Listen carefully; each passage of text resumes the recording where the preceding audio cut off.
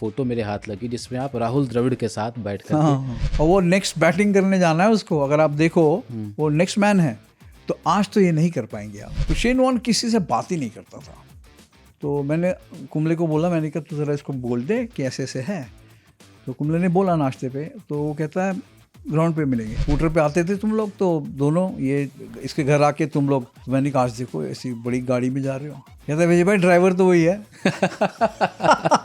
Dressing room में आप घुस जाते थे, है ना? हाँ। टीम बस में आप घुस जाते थे, मैंने सुना है। हाँ, टीम बस में भी ट्रैवल किया। इतने वॉकमैन, घड़ियाँ, कपड़े, ये वो इनाम में उनको, बड़े खुश होके। उस रात को हम जब खाना खाने निकले तो रेस्टोरेंट वाला कहता फ्री में खाओ। सचिन ने चाय भी पिलाई थी आपको? ऐसे बनाता है जैसे चाय को इन्वेंट उसी ने किया है चाय की पत्ती। उस समय एक वो भी था ना, मैच फिक्सिंग और तमाम तरह की चीज़ें भी चल रही थी। वो दौर तो बड़ा ख़राब था। कानपुर में नेशनल सिलेक्शन कमेटी मीटिंग थी और हम बाहर खड़े 1 घंटा खड़े रहे, 1.5 घंटा खड़े रहे।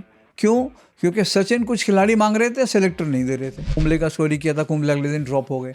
उन्होंने कहा तूने आइडिया दे दिया उनको। पता लगा ये कुंबले, अजय शर्मा चावल लेके आ गए। आशीष नेहरा बोल रहा है मैं सलाद सब्जी में काट दूंगा। ज़हीर खान बोल रहा है मैं सलाद काट दूंगा। अगर आपको ये मैं बताऊं कि किस टीम मेंबर को बेस्ट जगह पता दी चिकन टिक्का की, तो आप दंग रह जाएंगे कौन था। बताइए। मनोज प्रभाकर घायल हो गए थे, है ना? गेंद लगी थी उन्हें मोहाली में।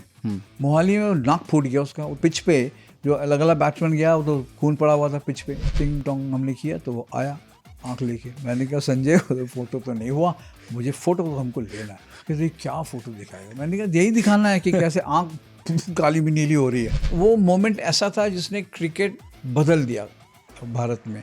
सचिन तेंदुलकर अक्सर उसका जिक्र करते हैं और सचिन तेंदुलकर ने ही इस किताब की भूमिका लिखी है। काफ़ी सारे मोमेंट्स का हमारा क्राइटेरिया था कि ये फर्स्ट टाइम हुआ है, फर्स्ट टाइम उस खेल में, उस इवेंट में मेडल मिला है। कोई ऐसा मोमेंट था जिसे बाहर करना इस लिस्ट से बहुत मुश्किल था? जब बेदी सर रिटायर हुए, बिशन बेदी सर, तो मैंने देखा अखबारों में, मुझे पसंद नहीं आया जो उनको ट्रिब्यूट लिखा गया था। तो मैंने कहा मैं ट्राई करता हूँ। मैंने फिर वो पढ़ के, बेदी सर ने मुझे एक लेटर दिया, hand written. Wow. Balla Bol. Hello and welcome to the OG cricket podcast Balla Bol. दोस्तों, मेरा नाम है कुमार केशव और आज इस एपिसोड में हमारे साथ 2 ख़ास मेहमान हैं। एक ऐसी शख्सियत हैं जिनको पढ़कर हम बड़े हुए, पढ़ते हुए क्रिकेट को और दूसरे खेलों को जाना, समझा और समझ का दायरा जो है उसे बढ़ाया। ऐसे विजय लोकपल्ली सर हमारे साथ हैं एंड अक्षय भी हमारे साथ हैं, अ वर्दी सन ऑफ अ वर्दी फादर। Thank you Keshav. जैसे ऐसे इंट्रोडक्शन होता है तो प्रेशर बढ़ जाता है।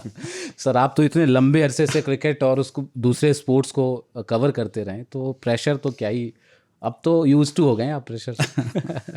बट आज सर हमारे साथ आए हैं इस एपिसोड में, उसकी एक प्रमुख वजह है। मतलब सर तो वैसे इतना लंबा करियर रहा है और स्पोर्ट्स को कवर करते रहे, कई डेकेड्स इन्होंने उसमें बिताए हैं, तो निश्चित तौर पर उनके पास किस्से, कहानियों का खजाना भी है और अपनी एक समझ भी है तमाम स्पोर्ट्स को लेकर के, स्पोर्ट्स स्टार्स को लेकर के। आज हमारे साथ एक किताब भी है, अभी अभी किताब ये आई है, we are the champions 40 iconic moments in Indian sports. 40 जो सबसे बेहतरीन मोमेंट्स इंडियन स्पोर्ट्स के, आज़ादी के बाद के, उनका पूरा लेखा जोखा है और आप दोनों ने मिलकर इस किताब को लिखा है। सबसे पहले तो थैंक यू इसे डॉक्यूमेंट करने के लिए।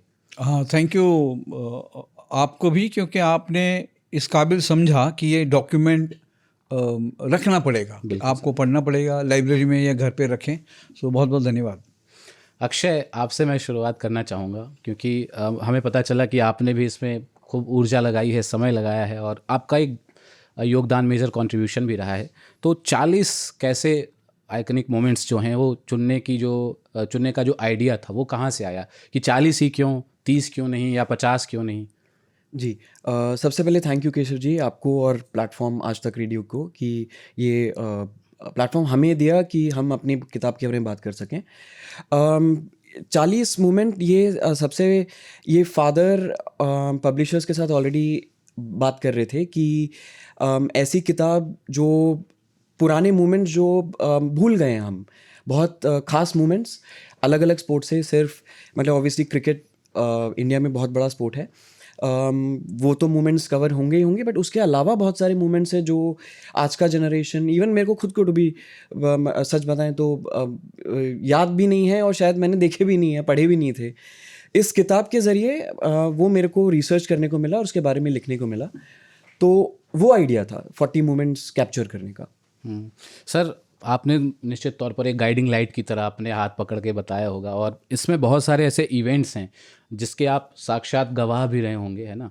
मैं देख रहा था किताब के पन्नों को पलटते हुए, आज़ादी के बाद से लेकर के 20वीं सदी तक 11 ऐसे मोमेंट्स आपने इसमें दर्ज कराए हैं। उसके बाद जो है, जो 21वीं सदी शुरू हो रही, उसमें 29 ऐसे मोमेंट्स आए हैं। तो ये एक इंडिकेशन भी है कि स्पोर्ट्स में इंडिया का जो वर्चस्व है लगातार बढ़ रहा है। एकदम आपने सही पकड़ा, वर्चस्व भी बढ़ रहा है। और ये मैं थोड़ा जोड़ना चाहूँगा कि 40 क्यों, एक्चुअली उनका आइडिया था 30, फिर हमको लगा 30 में सब नहीं आ रहा है, फिर 35 उन्होंने डिसाइड किया 35, फिर हमको लगा कुछ खेल ऐसे हैं जो छूट जाएंगे, और मतलब ठीक नहीं होगा कि आप अचीवमेंट तो सबकी बराबर है, वर्ल्ड लेवल पे जो चैम्पियन है वो चैम्पियन माना जाएगा, चाहे आप ये बाद में कहें कि नहीं फुटबॉल सबसे ज़्यादा खेला जाता है, क्रिकेट तो बहुत कम खेला जाता है। अगर आप देखें 6 कंट्रीज़ 8 कंट्रीज़ हैं। सो हमने सोचा कि 40 अच्छा फिगर है, 50 करने जाते तो थोड़ा डाइल्यूट हो जाता, क्योंकि फिर हमको ज़बरदस्ती और 10 डालने पड़ते। हालांकि मैं ये नहीं कहूँगा कि डिज़र्व नहीं करते थे, हैं, पर ये 40 ऐसे हैं, इसमें कईयों पे लिखा ही नहीं गया। और वो भी मतलब वो बड़े आश्चर्यचकित थे कि हम उनके पास आए हैं उनकी अचीवमेंट्स हाईलाइट करने के लिए। तो उनको बड़ी खुशी हुई जब उनसे बात की, और कुछ एक के साथ मुझे मतलब बाद में फीडबैक मिला मुझे उनसे, उनको बहुत पसंद आया। सो ये किताब के लिए अच्छा है, ये हम दोनों के लिए प्रोफेशनली अच्छा है कि उनको ये ऐसी चीज़ें अच्छी लगी हैं। तो ये मैं कहूँगा कि मेन रीज़न है कि हम 40 पे क्यों रुके। यस, और इसमें मैं देख रहा हूँ क्रिकेट ही नहीं है, क्रिकेट के अलावा बैडमिंटन भी है, रेसलिंग भी है ना, शूटिंग भी है, मतलब तमाम तरह के स्पोर्ट्स में उनको जगह मिली है।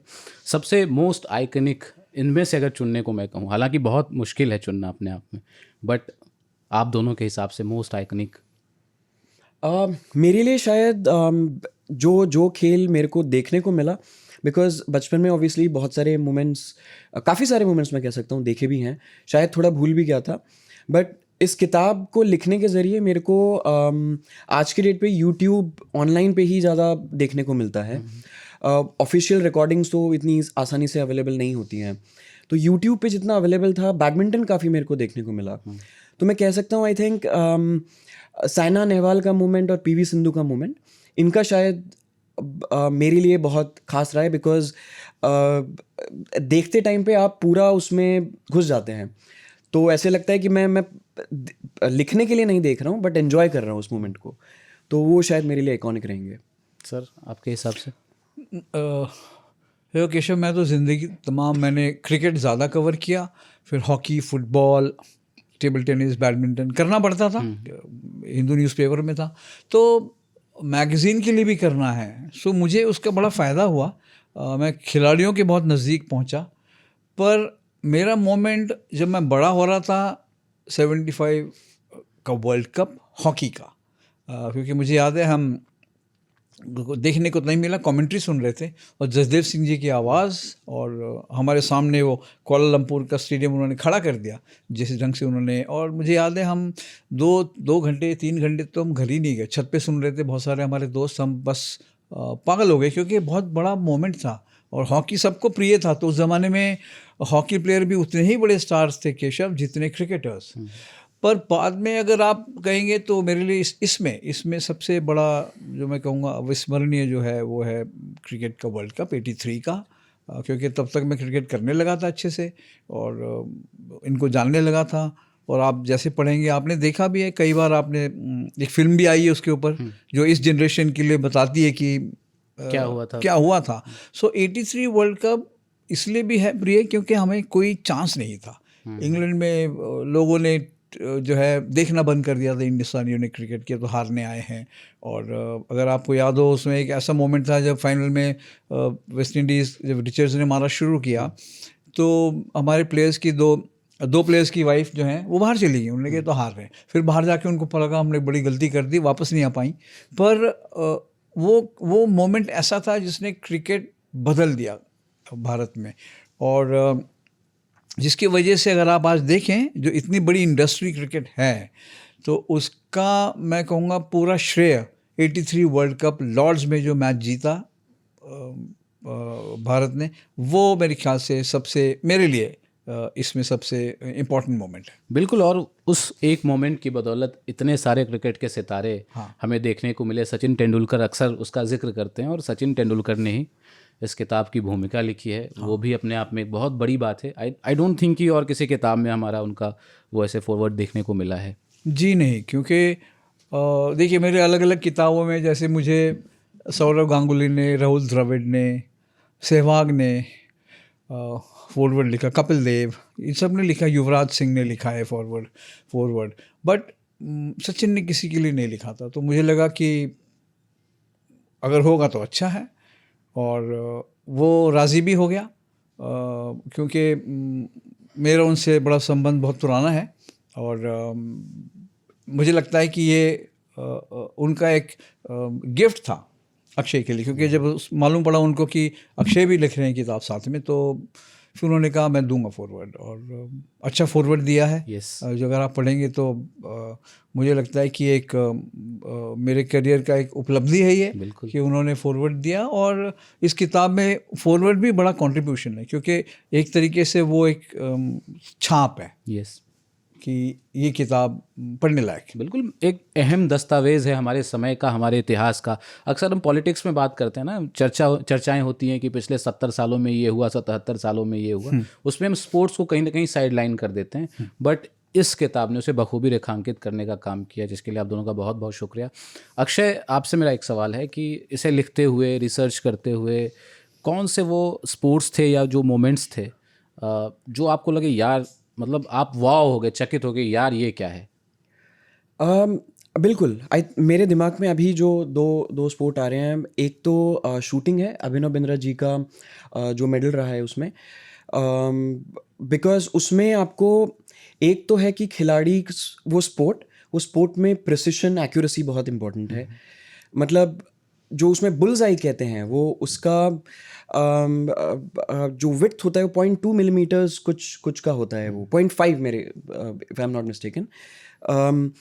तो एक तो स्पोर्ट ही इतना प्रिसाइज है, साथ में प्लेयर को उतना एक्यूरेसी करना और लगातार करना है कंसिस्टेंसी के साथ। और तीसरा जो मेरे लिए सबसे, मतलब लिखते टाइम पे जो मैं रियलाइज़ कर रहा था कि स्पोर्ट को जो लोग फॉलो करते हैं इतने, मतलब कम कहते हैं कि कम है ऑब्वियसली, बिकॉज क्रिकेट, फुटबॉल जितना इतना पॉपुलर नहीं है, लेकिन जो बहुत सालों से इसको फॉलो कर रहे हैं, तो वो क्या सोचते होंगे इसके बारे में, वो एंगल, मतलब आप उनको वो पसंद होगा कि एक्यूरेसी बार बार वो प्लेयर अचीव कर रहा है, और आप सालों साल वही देख रहे हैं, फॉलो कर रहे हैं, न्यूज़पेपर में पढ़ रहे हैं। तो आई थिंक एक वो स्पोर्ट है, और आई थिंक दूसरा रहेगा मोटर स्पोर्ट, जो हमने नारायण कार्तिकेयन जी का उसमें मेंशन किया है। हाँ जी, उसमें बिकॉज इंडिया में उस टाइम पे नहीं था इतना मोटर स्पोर्ट, इतना इजीली आप एक्सेस भी नहीं कर सकते हैं, वो भी एक बहुत बड़ा पॉइंट है। But at the same time interesting है, बहुत एक्साइटिंग स्पोर्ट भी है। जब आप सामने देखते हैं तो आपके सामने से गाड़ियाँ 200-300 की स्पीड पे जा रही हैं, तो देखने में तो मज़ा आता ही है। बिल्कुल। तो वो एक स्पोर्ट है जो शायद मैं कहूँगा जो एक्साइटिंग है, और मेरे को लगा कि इसके बारे में लिखना चाहिए। बिल्कुल, अभिनव बिंद्रा का उन्होंने जिक्र किया। हाल फिलहाल के सालों में हमने नीरज चोपड़ा को देखा कि एक मतलब एथलीट के तौर पर इंडिया को वर्ल्ड मैप पे उन्होंने स्थापित करने का काम किया है। लेकिन आज की जो पीढ़ी है, हालांकि मैं भी बहुत ज़्यादा पुराना नहीं हूँ, बट अभिनव बिंद्रा स्ट्राइक करते हैं 2008 बीजिंग ओलंपिक्स, कितना बड़ा अचीवमेंट था। अगर मतलब तुलना करना वाजिब नहीं होगा, बट फिर भी एक मतलब न्यूट्रल पर्सपेक्टिव से देखा जाए, पहला इवेंट, पहला गोल्ड था इंडिविजुअल, आप देखें। और जैसे आप पढ़ेंगे, अभिनव सेल्फ मेड, उन्होंने खुद मेहनत करी, शूटिंग को कोई ज़्यादा तवज्जो नहीं। हालांकि थे पहले हमारे पास रणधीर सिंह जी थे, करनी सिंह जी थे, जो शूटिंग में जिन्होंने सक्सेस मिला था जिनको, बट अभिनव बिंद्रा को बैक करने वाले कोई नहीं थे। उनके पिताजी ने उनको सपोर्ट किया, और उनकी मेहनत आप मत भूलिए, क्योंकि कितने महीनों वो घर से दूर रहते थे, ट्रेनिंग करते थे, और जब समय आया तो उन्होंने अपने पूरा निचोड़ जो था ट्रेनिंग का वो शूटिंग में निकाल दिया, उस मोमेंट में निकाल दिया। और मुझे याद है हम साथी 4-5 से हमारे दफ्तर में हम ऐसे जैसे कहते हैं कि खुशी मना रहे थे, जैसे कि 5 साल के बच्चे को चॉकलेट का डब्बा मिल गया बहुत बड़ा।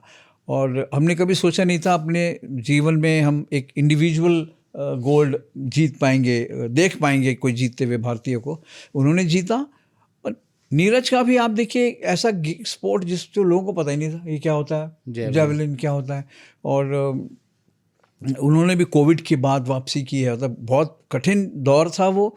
और वो एक खुशी जो दी नीरज ने के जो गोल्ड मिला, मैं समझता हूँ मॉडर्न उसमें बहुत बड़े खिलाड़ी हैं अभिनव बिंद्रा, नीरज चोपड़ा, और बहुत हम्बल है। अगर आप देखेंगे जब आपको मिलेंगे बहुत ही डाउन टू अर्थ, आपको लगेगा ही नहीं है कितने बड़े चैंपियन से मैं मिल रहा हूँ। और मुझे लगता है ऐसी है एक और उसमें एक मैं जोड़ना चाहूँगा कि विश्वनाथन आनंद, उनको बहुत कम श्रेय देते थे लोग कि चेस क्या है, चेस में कोई दौड़ते तो है नहीं, एक जगह बैठ के खेलते हैं। पर चेस का जब आप खेलेंगे तब आप समझेंगे कि उसके चैलेंजेस क्या हैं। तो कोई भी खेल जब तक अगर आपको जानना है कितना उसका क्या अहमियत है, तो आपको खेल खेलना पड़ेगा, तब आप जान पाएंगे कि चेस क्यों है, शूटिंग की क्या मुश्किलें हैं, या जो नीरज चोपड़ा को जो जैवलिन थ्रो है उसमें। सो हर खेल की एक खासियत है। पर यह है कि कुछ जैसे अक्षय ने बोला पॉपुलर नहीं है स्पोर्ट, तो लोगों का थोड़ा रवैया अलग होता है। बट मेरी नज़र में हर चैम्पियन जो इस किताब में है बहुत जो है काबिल चैम्पियन है। और एक अच्छी और बात मुझे लगी इस किताब में कि आपने फीमेल एथलीट्स को भी उतनी ही प्रमुखता से इसमें जगह दी है। मैं देख रहा था मिताली राज हैं वहाँ, साइना नेहवाल हैं, साक्षी मलिक हैं, हरमनप्रीत कौर हैं, पीवी सिंधु हैं, मीराबाई चानू हैं, बहुत सारे नाम हैं। और निश्चित तौर पर उन्होंने वो अचीव किया है जिसकी बदौलत उन्हें जगह मिली है। तो आपको, हमारे सभी लिसनर्स को, अगर आप स्पोर्ट्स लवर हैं, सही मायने में ख़ुद को खेल का शौकीन मानते हैं, तो ये किताब पढ़ डालिए। सचिन तेंदुलकर साहब का फॉरवर्ड है, इसके अलावा कपिल देव साहब, सुनील गावस्कर, नवजोत सिंह सिद्धू, इनके कमेंट्स भी हैं। हाँ, इसमें मुझे ये है ना, उन्होंने एक एक कोट दिया है।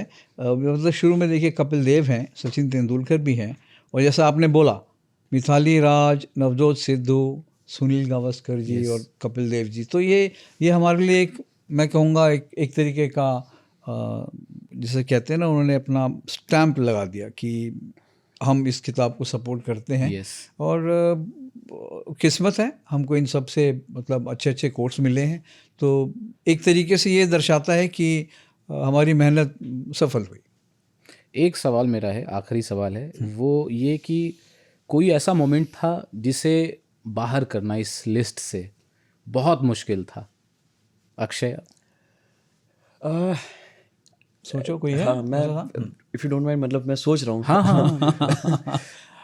हाँ, मुझे था, देखिए फुटबॉल हमने इंक्लूड किया, सुनील छेत्री पे एक पूरा चैप्टर। हाँ, छेत्री पे भी चैप्टर बाद में डाला है, 62 एशियन गेम्स है। ऐसे एक है कोटला, गोपीचंद। हाँ, गोपीचंद इसमें नहीं फिगर करते हैं क्योंकि वो हमारी पहली किताब जो थी उसमें फीचर है। हाँ, नेटफ्लिक्स, हाँ, नेटफ्लिक्स में पूरा चैप्टर है। और गोपीचंद के मतलब मैं क्या बोलूँ, उनका एक ज़बरदस्त करियर है, खिलाड़ी, कोच, सेलेक्टर, एडमिनिस्ट्रेटर, और खेल को ऊपर लाए। जब मुझे याद है जब वो जीते थे बैडमिंटन ऑल इंग्लैंड, तो तब भी फुटबॉल बैडमिंटन जो है 2 पैराग्राफ 3 पैराग्राफ छपा करता था। उनसे पहले प्रकाश पादुकोणे थे। पर गोपीचंद के आने के बाद उन्होंने मतलब वही जैसे कहते हैं ना, कपिल देव जी ने की टीम ने क्रिकेट का रूप बदल दिया।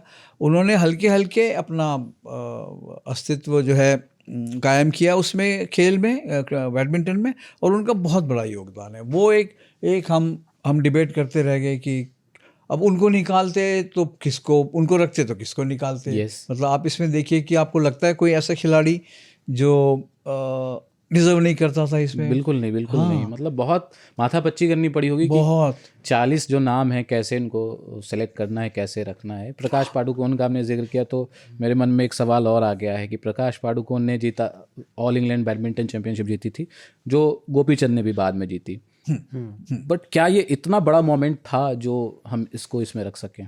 बिल्कुल बहुत बड़ा मोमेंट था प्रकाश जी का, प्रकाश पादुकोणे का, बिकॉज तब तक अगर आप देखें एशियन लेवल पे दिनेश खन्ना जी जीते थे 65 में एशियन टाइटल, और नंदू नाटेकर जी जो बिल्कुल जादूगर, गोयल साहब जो मतलब सुरेश गोयल जो वो भी क्या उनके बारे में कहा जाता था जादूगर बैडमिंटन कोर्ट पे, और उनको हम देख नहीं पाए पर उनका सुना हर एक से। सो पादुकोणे को हम देखते थे, और मैं अपना जल्दी से बता दूंगा कि वो जब प्रैक्टिस करते थे इंदिरा गांधी स्टेडियम में तो मैं चला जाता था देखने, तो बड़ी उनसे जान पहचान हो गई थी। आप यकीन करेंगे किसी कोई लगता ही नहीं था कि आदमी प्रैक्टिस कर रहा है। उनका जब कोर्ट मूवमेंट था उसका कोई आवाज़ ही नहीं था, और अपना अकेले करते थे, सामने 2 प्लेयर रख लेते थे, उनका धप धप धप आवाज़ आता था बहुत। पर प्रकाश जब घूमते थे कोर्ट कवर करते थे, लाइक मतलब लगता था कि है ये आदमी में कुछ है, और एकदम आर्टिस्टिक तो है ही, बहुत स्टाइलिश। और फिर वही बात जो मैंने बाकियों की बहुत हम्बल आदमी, बहुत हम्बल। हम जब मिलने जाता था तो गेट तक मुझे छोड़ने बाहर आ रहे हैं, मैं बोलता था नहीं मैं चला जाऊँगा। मतलब मैं इसलिए बता रहा हूँ कि चैम्पियन लोग ऐसे थे कि मतलब कितना वैल्यू देते थे जो आपसे मिलना है उसको, और अपने फैंस को। प्रकाश पादुकोणे तो कितने देर खड़े होके साइन कर रहे हैं। जैसे सचिन को मैंने देखा 1 घंटा बैठा रहा है, साइन कर रहे हैं। सो वो लोग अलग थे, पर वो मोमेंट तो बहुत बड़ा था, क्योंकि वो मोमेंट अगर आपको याद हो उसमें वीडियो है कोई जो उनको लेके आ रहे हैं मोटरकेड में, जब वापस आए, पिक्चर है ना, पिक्चर था, सॉरी, हाँ। सो उन्होंने खेल को बहुत पुश किया, फिर बाद में गोपीचंद ने पुश किया, और बाद में ऑफ कोर्स जैसे अक्षय ने बोला इसमें विमेन पावर, जो सिंधु, साइना, सानिया, मिथाली, ये सब, हरमनप्रीत, ये सब अपना अपना, साक्षी हम बात कर रहे थे, साक्षी मलिक, कितना बड़ा अचीवमेंट था वो। सो ये सब डिजर्विंग है। और एक छोटा सा इसी चीज़ में अगर क्लैरिफिकेशन मैं जस्ट करूँ कि काफ़ी सारे मोमेंट्स का हमारा क्राइटेरिया था कि ये फर्स्ट टाइम हुआ है, फर्स्ट टाइम उस खेल में, उस इवेंट में मेडल मिला है या कुछ और टाइटल मिला है। तो प्रकाश जी का achievement first time all England बहुत बड़ा, जो कहते हैं कि बैडमिंटन में उस टाइम पे विंबलडन के बराबरी का स्तर था उसका, तो इसलिए उनको मतलब इंक्लूड किया गया, और बिना वो इंक्लूड करे तो कंप्लीट नहीं होता। और जो जहाँ तक बात गोपीचंद जी की है, वो आई थिंक सिर्फ किताब के जो कुछ हमने क्राइटेरिया सेलेक्ट करे थे उसकी वजह से शायद वो सेलेक्ट नहीं हुआ है। अदरवाइज बिल्कुल, जैसे जब सवाल ये है कि कुछ मोमेंट जो होने चाहिए, अगर किताब 45 मोमेंट्स की होती है 50, तो देयर इज़ नो डाउट, मतलब वो मोमेंट तो होता ही होता। गोपीचंद जी का ही नाम है, जब हम आज के बैडमिंटन प्लेयर्स के बारे में बात करते हैं तो उनका नाम हर जगह मेंशन होता है। सारे प्लेयर्स, उनकी एकेडमी इतनी पॉपुलर है जो टैलेंट ग्रूम कर रही है, निकाल रही है, तो डेफिनेटली अगर मोमेंट्स और होते तो उनका नाम मेंशन्ड होता। ऑन दैट नोट मैं चाहूँगा, स्पोर्ट लवर्स से मेरी अपील रहेगी कि नए साल में ये किताब ख़रीदनी है और पढ़ डालनी है, पढ़ के हमें कमेंट में बताना भी है ना। यहाँ रुकेंगे एक छोटे से ब्रेक के लिए, और ब्रेक के बाद अपन क्रिकेट पे थोड़ा और विस्तार से बात करेंगे, क्योंकि ये क्रिकेट का पॉडकास्ट है, बट ये किताब भी उतनी ही ज़रूरी थी, तो हमने इस पर चर्चा का थोड़ा वक्त निकाला, और आप लोगों ने इतना अच्छा बता दिया, एक झलकी दिखा दी है। तो एक ब्रेक के लिए रुकते हैं, ब्रेक के बाद वापस आते हैं और क्रिकेट की कहानियाँ सुनेंगे विजय सर से। वो सर्द रात साल की आखिरी रात थी, 31 दिसंबर की रात, जब पूरा शहर रोशनी से नहाया हुआ था। जश्न का रंग शहर की सड़कों पर रोशनी बनकर बिखरा हुआ था। थोड़ी थोड़ी देर में पुलिस की तेज रफ्तार गाड़ियां सायरन बजाती हुई शोर के बीच से निकलती थी, और उनके गुजरते ही जश्न में झूम रहे लोग एक पल के लिए चौंक जाते थे। पेट्रोलिंग तो हर साल होती थी, लेकिन इस बार कुछ ज्यादा थी। लोग कह रहे थे कि पुलिस ने रेड अलर्ट जारी किया है, इंफॉर्मेशन है कि कुछ संदिग्ध लोग शहर में दाखिल होते हुए दिखाई दिए हैं। और वो नए साल की रात किसी खतरनाक घटना को अंजाम दे सकते हैं। Welcome back. आप देख रहे हैं, सुन रहे हैं बल्ला बोल, और मेरे साथ विजय लोकपल्ली सर हैं। सर मतलब मैं देख रहा हूँ, अक्सर पढ़ता ही रहता हूँ आपको, और इतना लंबा अरसे से, इतने लंबे अरसे से आप लगातार क्रिकेट को कवर कर रहे हैं, लिख रहे हैं। क्या ये जो अफेक्शन है क्रिकेट के लिए, ये बचपन से ही था? क्योंकि मुझे पता चला कि बहुत सारे क्रिकेटर्स के साथ आप बचपन में खेला करते थे। हाँ। कीर्ति आज़ाद हो गए, रमन लांबा हो गए। वहाँ से ही शुरू हुआ ये जर्नलिस्ट बनना है, क्रिकेट को कवर करना है, या स्पोर्ट्स पे के फील्ड में जाना है? एक तो सबसे पहले केशव धन्यवाद मुझे इसमें एक ये अवसर देने का कि मैं आपसे शेयर करूं अपनी कहानी। और मैं जल्दी से ये बता दूं कि मैंने कई बार पहले भी बोला है कि जो जर्नलिस्ट जो मैं बना, वो मैं बना अपनी मदर की वजह से। तो उनको पता था मैं अच्छा लिखता हूँ, और एक टेस्ट मैच हुआ था 69 दिल्ली में, तो उन्होंने मुझे टिकट गिफ्ट की थी मैच की, और महंगी होती थी उस ज़माने में, हम मिडिल क्लास फैमिली से हैं। पर और वो जब शाम को आता था, वो वेट करती थी, अपना मेरे लिए नाश्ता रखती थी, और मैं उनको कहानी सुनाता था पूरे दिन की, चाहे वो समझ में आए ना आए, उनको मैंने सुनानी है कहानी।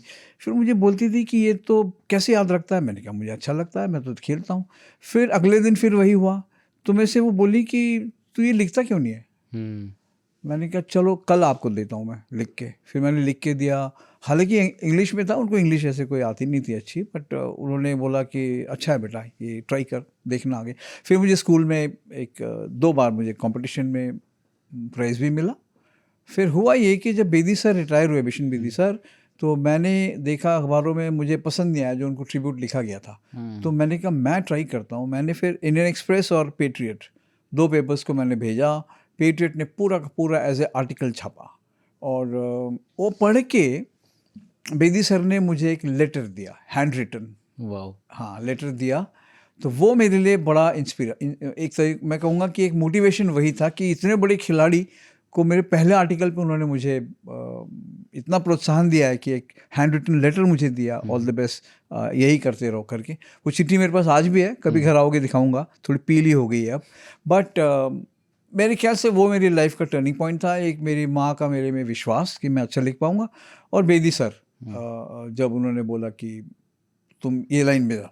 बिल्कुल। और बिशन सिंह बेदी, मतलब युवा जो खिलाड़ी हैं, मैं कहानियाँ सुनता हूँ या पढ़ता हूँ, कितना उन्होंने मोटिवेट किया, प्रोत्साहित किया, हेल्प किया है कई खिलाड़ियों को आगे बढ़ने में और बढ़ाने में। तो वो वाकई कमाल के शख्स थे।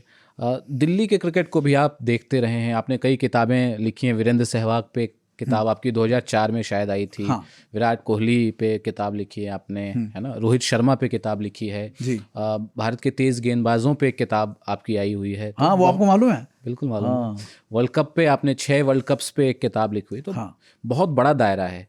हमें आज सुनने हैं आपसे किस्से। हाँ, जो बहुत किस्से हैं, ज़रूर सुनाऊंगा। और ये किताबें तो मतलब एक तरीके से मेरे झोली में आ गई। सहवाग को मैं अच्छे से जानता था, उसने 300 किया मुल्तान। हाँ, तो पब्लिशर का ऑफ़र था, तो दिल्ली में रहा हूँ, तो सहवाग को बहुत अच्छे से जानता हूँ, बचपन से देखा है उसको। वही विराट कोहली के साथ बात हुई कि उन पे लिखना पड़ा। और ऐसा केशव उस टाइम में ना, आपको एक्सेस था खिलाड़ियों के पास, आप उनके साथ बैठ के बात कर सकते थे। वो आपके घर आते हैं, आप उनके घर जाते हैं। आज तो नामुमकिन है। जो आज के खिलाड़ी, मतलब हाँ, मेरी जनरेशन के बहुत हैं जिनके संपर्क रहे अच्छे खिलाड़ियों के साथ। और मेरे को एडवांटेज ये था कि द हिंदू में मैच रिपोर्ट लिखनी है, और स्पोर्ट्स स्टार में उसको फीचर लिखना है, और इंटरव्यूज़ करने हैं। तो बहुत सारे मैं आपको ज़रूर सुनाऊंगा। कुछ एक मेरे इंटरव्यू मैंने कैसे किए, तो आप दंग रह जाएंगे, क्योंकि आज के टाइम में वो पॉसिबल नहीं है उस टाइप का इंटरव्यू करना। पर मैं लकी था बहुत। मतलब मैं बता देता हूँ कि जैसे मैच में जा रहा हूँ, तो मेरा नाश्ता अंपायरों के साथ करता था, बैठ के उनके साथ मैच अंदर जाने से पहले। फिर लंच हमेशा मैं ही नहीं, बाकी प्लेयर्स भी, बाकी जर्नलिस्ट भी, ज़्यादा नहीं होते थे, प्लेयरों के साथ लंच करते थे। शाम की चाय हम जो है अपना अलग, हाँ, पर हल्के हल्के फिर चेंज हुआ, क्योंकि मीडिया बहुत बड़ा हो गया। फिर प्लेयर्स को थोड़ा डर लगने लगा कि हर एक के सामने तो हर एक चीज़ नहीं बोल सकते हैं। तो थोड़ा आपको एक विश्वास जीतना होता है एक दूसरे का, कि कैसे आप क्या ट्रस्ट कर सकते हैं आप, क्या मैं केशव के आगे अपनी सारी बातें बोल सकता हूँ। तो वो सब था, और कई बार ऐसा होता था कि मैं उनको बोल देता था कि भाई आपने ये सब कहा है अभी, पर ये मैं हटा दूंगा क्योंकि इससे आपको नुकसान हो जाएगा। तो वो भी एक बात थी, क्योंकि मेरे को शायद रीडर और मिल जाते, लेकिन उसको बहुत नुकसान हो जाता खिलाड़ी को, क्योंकि वो कई बार वो गुस्से में कुछ बोल जाते हैं, इमोशनल होकर बोल जाते हैं।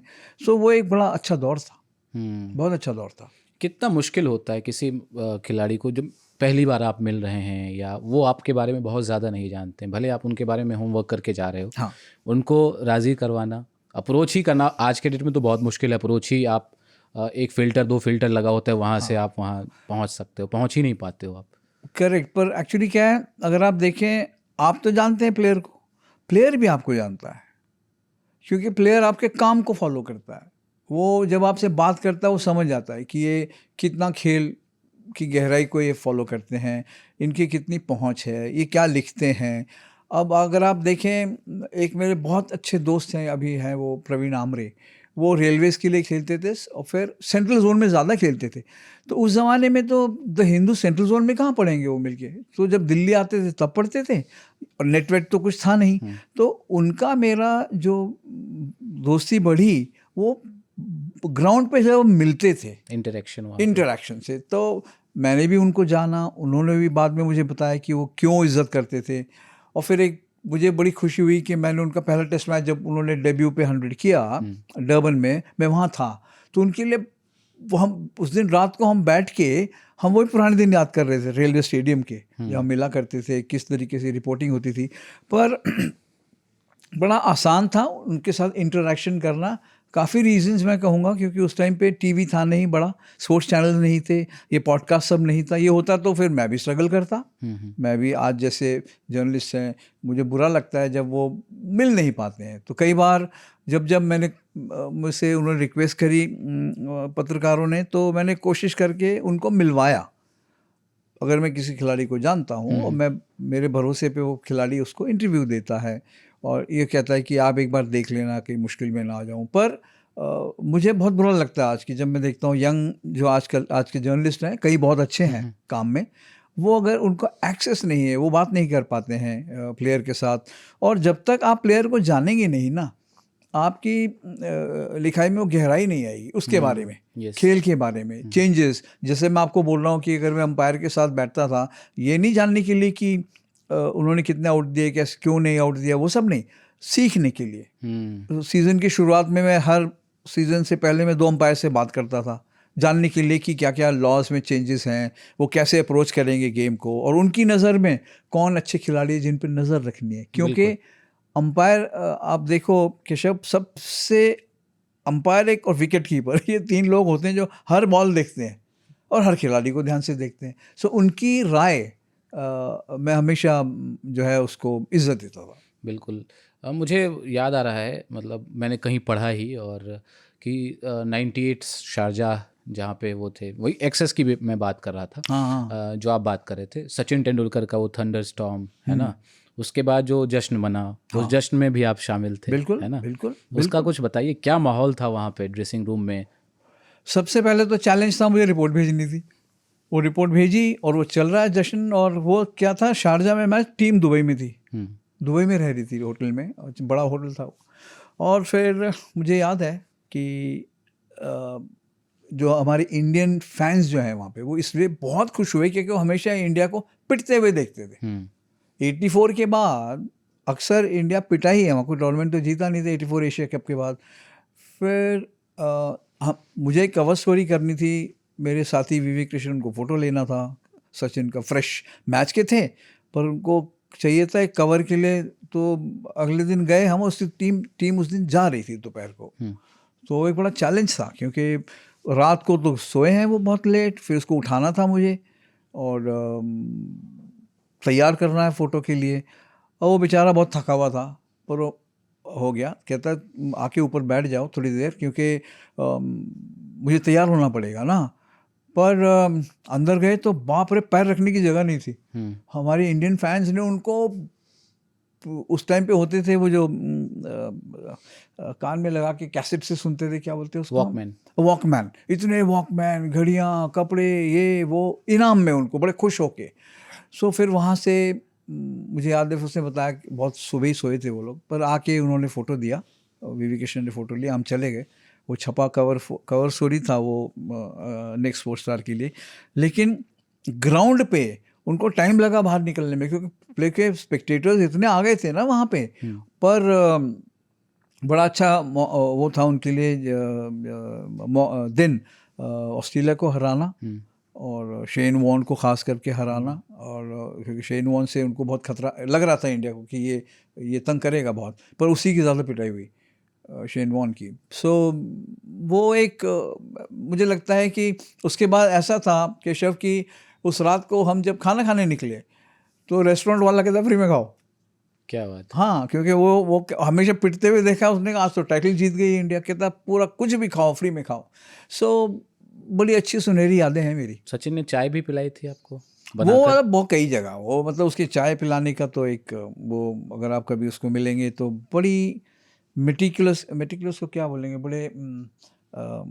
बड़े ध्यान से चाय बनाता है। वो आपको नहीं बनाने देगा, पानी खुद गर्म करेगा, फिर उसके पास वो चाय की वो होती है अपनी डिप वाली। हाँ, डिप वाली रखता है वो, तो उसमें से वो बनाएगा कितने टेम्परेचर पे और ये और वो और करके ऐसे बनाता है जैसे चाय को इन्वेंट उसी ने किया है चाय की पत्ती। बट है उसकी खासियत, बहुत बढ़िया होस्ट है। टीम के लिए वो टूर पे किचन में जाके खाना बनाता था इनके लिए, बैंगन की सब्ज़ी भरता, सॉरी सब्ज़ी नहीं भरता उसकी खासियत थी। और स्टेक जो होता है वो बनाता था, और टीम वेट करती थी, मतलब एंजॉय करते थे वो लोग। वो ज़माना अलग था। आज तो है सब अपना अपने रास्ते चले जाते हैं मैच के बाद, खेल के बाद, पर वो तब टीम इकट्ठे रहेगी, इकट्ठा खाना खाएगी, वो बड़ा डिफरेंट टाइम था। अब मुझे याद आता है एक और किस्सा था, शायद 98 का ही था, न्यूजीलैंड के साथ टेस्ट था, सचिन आउट हो गए थे, आपने एक स्टोरी रिपोर्ट की थी, है ना? फिर आप थोड़ा कंफ्यूज थे कि सचिन एक अच्छी गेंद पे आउट हुए हैं या वो एवं ही आउट हो गए। हाँ, वो थोड़ा था, आप कंफ्यूज थे, वो किस्सा क्या है? करेक्ट वो था, वो टेस्ट मैच था वो, और उन्होंने दूर से खेल दिया शॉट, तो बॉल कोई खास नहीं थी, और तो मैंने लिखा कि ये तो बेकार बॉल में विकेट फेंक के आ गए। और हुआ, न्यूजीलैंड में टाइम डिफरेंस है। सो हम जब वापस आए तो वीवी कृष्णन थे, मैंने कहा वीवी के, मैंने तो लिखा ये तो ऑर्डिनरी बॉल पे आउट हो गए हैं, और वो जो एक्सपर्ट था टीवी में वो बोल रहे हैं कि ये तो बड़ी ज़बरदस्त बॉल थी, ये था वो था। मैंने कहा ये तो बड़ा अजीब हो गया, क्योंकि कल जब पढ़ेंगे लोग तो उनको मेरे पे डाउट हो जाएगा कि क्या है। फिर मैंने उसको फ़ोन किया, एक ही होटल में थे, मैंने कहा ऐसे ऐसे है वो जो बॉल जिस पे तू आउट हुआ, कहता है तूने अभी हाईलाइट देखा है? मैंने कहा हाँ उसमें, कहता नहीं तूने क्या लिखा है? मैंने कहा ऑर्डिनरी बॉल था। कहता बस तूने ठीक लिखा। तो मेरे लिए एक बड़ा सेटिस्फैक्शन था वो कि मेरी रीडिंग ठीक थी। हालांकि मैं वो न्यूजीलैंड के खिलाड़ी थे, जब मैं ये नहीं कह रहा था कि मुझे उनसे ज़्यादा है, उनको लगा कि बड़ी बॉल ने मूवमेंट हुई और ये सब नया बॉल था, तो इसलिए वो मुझे एक अच्छी तरह से याद है। और कई बार ऐसा हुआ है कि खुद पे डाउट होने लगता था, पर फिर नेक्स्ट डे अगर आप देखेंगे या रात को जाके, और मेरा कभी ये था कि मैं काम ना रूम पे नहीं लेके जाता था, वहीं पे ख़त्म करना है, और जो है रूम में जाके देख लिया हाईलाइट, या अगले दिन पेपर पढ़ लिया। सो कई बार ऐसा होता है कि सेल्फ डाउट हो जाता था, पर मेरे ख्याल से मुझे लगता नहीं मैंने ऐसी कोई चूक की हो। सचिन, मुझे पता चला कि शारजाह से पहले जो फाइनल मैच था उससे पहले कोच अंशुमान गायकवाड़ थे शायद उस टूर पे, है ना? उनको कह भी दिया था उन्होंने टीम बस में कि हम जीतने जा रहे हैं, मैं जिता के लाऊंगा। और वो वैसा उन्होंने किया भी था। उस समय एक वो भी था ना, मैच फिक्सिंग और तमाम तरह की चीज़ें भी चल रही थी। वो उस दौर को आप कैसे देखते हैं? वो दौर तो बड़ा ख़राब था, मतलब हम तो सुनते ही थे। और क्योंकि प्रॉब्लम क्या था कि देखिए जब ये पकड़े गए, जो भी हुआ किससे हुए, वो तब हुआ जब पुलिस ही कर सकती थी ये काम, क्योंकि उनके फ़ोन टैप करने हैं, वो सब काम तो हम थोड़ी करेंगे। पर शक होता था। तो अंशुमन गायकवाड़ और सचिन का रिलेशनशिप बड़ा क्लोज था, बहुत। और सचिन बहुत रेस्पेक्ट करते थे उनकी, और गायकवाड़ बोलते थे कि ये मेरा लंबी रेस का घोड़ा है, ये मुझे जितवाएगा। उन्होंने बोला भी सचिन को कि कुछ भी कर, मुझे ये टूर्नामेंट जितवा दे। और वो बस में हुई थी उनकी बात, हमको तो बाद में मालूम पड़ा, पर सचिन ने बोला हाँ ये मैं जितवाऊंगा आपको। तो अंशुमन गायकवाड़ बोलते थे बाद में कि मुझे तब भरोसा हो गया कि कुछ गड़बड़ नहीं होगा। वो ये नहीं कह रहे थे कि गड़बड़ हो रहा है या हो सकता है, पर आपके मन में एक डाउट होता है ना कि कहीं कोई, बट जिस ढंग से उसने मैच जितवाया सचिन ने अकेले दम पे, हालांकि दूसरे भी कंट्रीब्यूटर्स थे, पर जो क्वालिफाई कराया उन्होंने जो मैच सेमीफाइनल, हाँ वो तो भयंकर इनिंग्स थी। और जैसे आपने देखा डस्ट स्टॉर्म था, हम तो भागे थे अंदर, वो वहीं खड़े रहे। वो जो ऐसा था स्लोप ड्रेसिंग रूम का, वो आदमी वहीं खड़ा रहा, हिला नहीं वहाँ से, देखता रहा स्टॉर्म को। आया भी स्टॉर्म, धूल मट्टी उड़ रही थी, वहीं से वो खेलने गए। सो उनका डिटर्मिनेशन था कि ये हमने टाइटल जीतना है। सचिन तेंदुलकर के बारे में, मतलब एक कंप्लीट बैट्समैन थे, है ना, इतना शानदार करियर रहा उनका, बट एक चीज़ जो हम ग्रोइंग अप उनके बारे में सुनते रहे, पढ़ते रहे, बल्कि कि उतने अच्छे कप्तान नहीं हुए, या इसको ऐसे कहें कि उनकी कप्तानी में भारत को वैसे रिजल्ट नहीं मिले। हाँ। इसको आप कैसे देखते हैं? उससे मैं सचिन को तो ब्लेम नहीं दूंगा, क्योंकि उनकी रीडिंग तो बहुत ज़बरदस्त थी। पर कई बार होता ये है कि जो सचिन को इजी लगता था दूसरे को नहीं लगता था। अगर आप देखें जैसे जावेद मियांदाद पाकिस्तान के, वो अच्छे कप्तान नहीं हुए, क्योंकि जो उनके लिए बहुत आसान था वो कहते ये तो ऐसे, पर दूसरे के लिए ज़रूरी नहीं है कि उतना आसान होगा जो आपको लग रहा है। और सचिन के टाइम पे उन्होंने बोला भी, श्रीलंका में मैंने स्टोरी की थी कि मेरी टीम मुझे नहीं मिली, जो उनको टीम चाहिए थी, जो भी उनका रीडिंग था वो नहीं मिली उनको, वो थोड़े मायूस थे। फिर उन्होंने देखा कि उन्होंने फिर छोड़ दी, उन्होंने बोल दिया था कि मुझे नहीं चाहिए कप्तानी, क्योंकि वो औरों का प्रेशर ले रहे हैं। फिर उनको लग रहा है कि अगर आप टीम मुझे नहीं दोगे, मेरी टीम, तो मुश्किल होगा। मुझे याद है एक बार कानपुर में नेशनल सिलेक्शन कमेटी मीटिंग थी, और हम बाहर खड़े 1 घंटा खड़े रहे, 1.5 घंटा खड़े रहे। क्यों? क्योंकि सचिन कुछ खिलाड़ी मांग रहे थे, सेलेक्टर नहीं दे रहे थे। ये हुआ, और अल्टीमेटली उनको नहीं मिला जो प्लेयर चाहिए था। हाँ, सो सेलेक्टर कहते थे कि ये थोड़ी हमसे ज़्यादा जानते हैं, हमारा काम है सेलेक्ट करना, ये तो खेलते हैं, हम सारे मैचेस देखते हैं।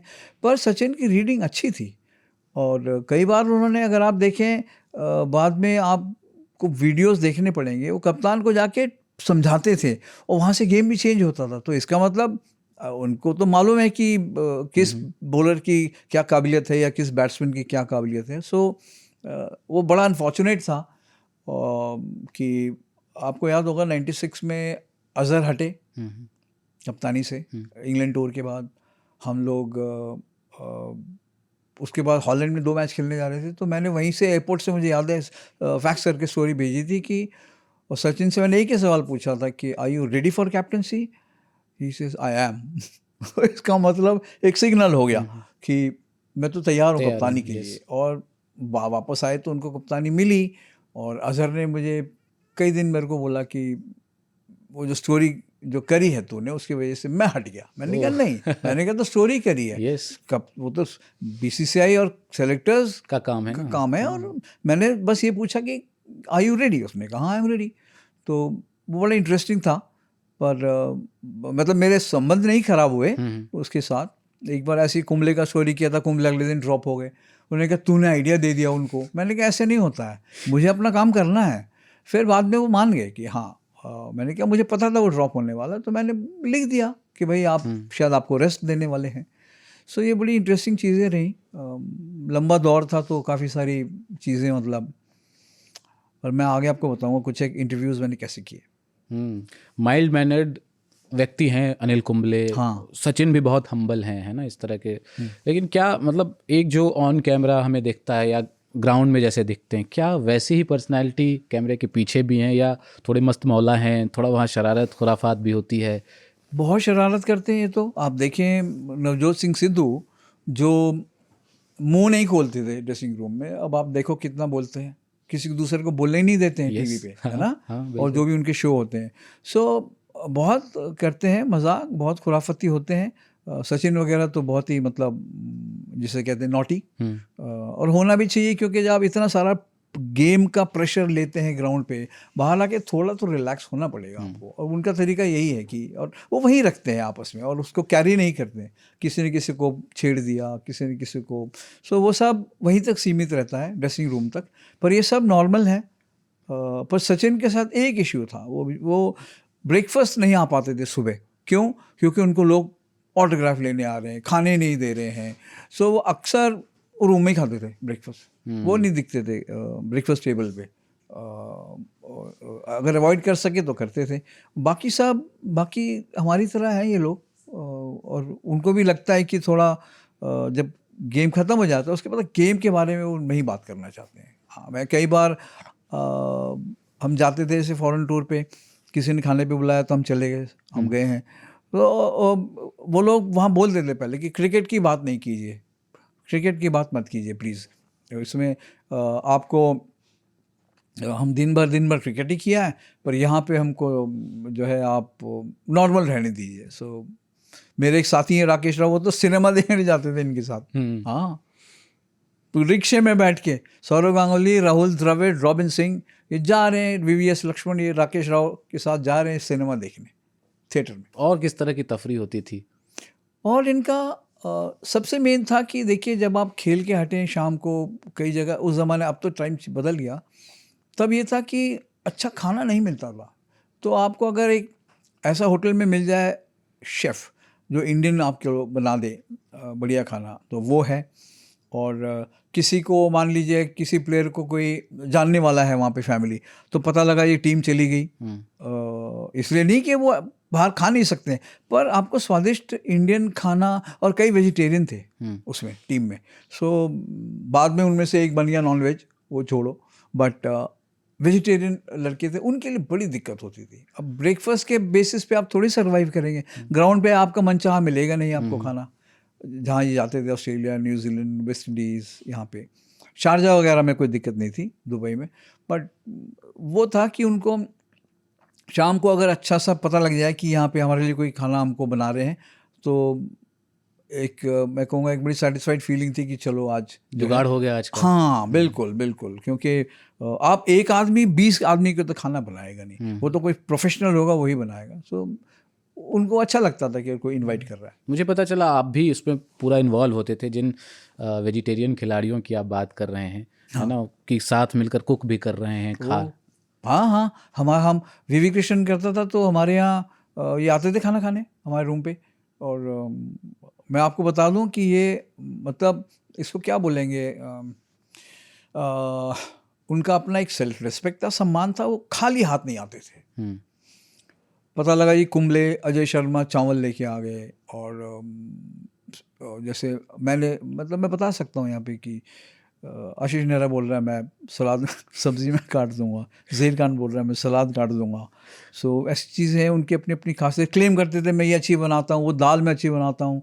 सो मज़ा करते थे VV कृष्ण के साथ। और बाद में एक दो ने हमको ऑफ़र भी किया कि हम अपने जो डिशेस हैं हम वो करके जाएंगे, आप पे जोर ना पड़े, क्योंकि VV कृष्ण बेचारा पूरा दिन धूप में बैठा है, फिर शाम को आके फोटोज़ डेवलप करके भेजी हैं, और फिर खाना भी बन रहा है। सो वो लोग आके हेल्प करते थे, और इस मामले में वो बढ़िया ज़माना था। वो कोई ऐसा रिक्वेस्ट आता था कि विजय भाई आज का देख लो, आज का जुगाड़ नहीं हो रहा है, खाने का क्या है शाम में, ऐसे रिक्वेस्ट आते थे? हाँ, जाने से ग्राउंड से पहले वो पूछ लेते थे VV के आज सो वो क्या करता था, थोड़े नंबर्स कम कर देता था कि पहले अगर 6 आ रहे हैं तो वो 3 को ही बोलता था कि मैं रूम पे हूँ, चुपचाप से आ जाना, तुम 3 हम बनाएंगे, और विजय तो है ही वहाँ पे।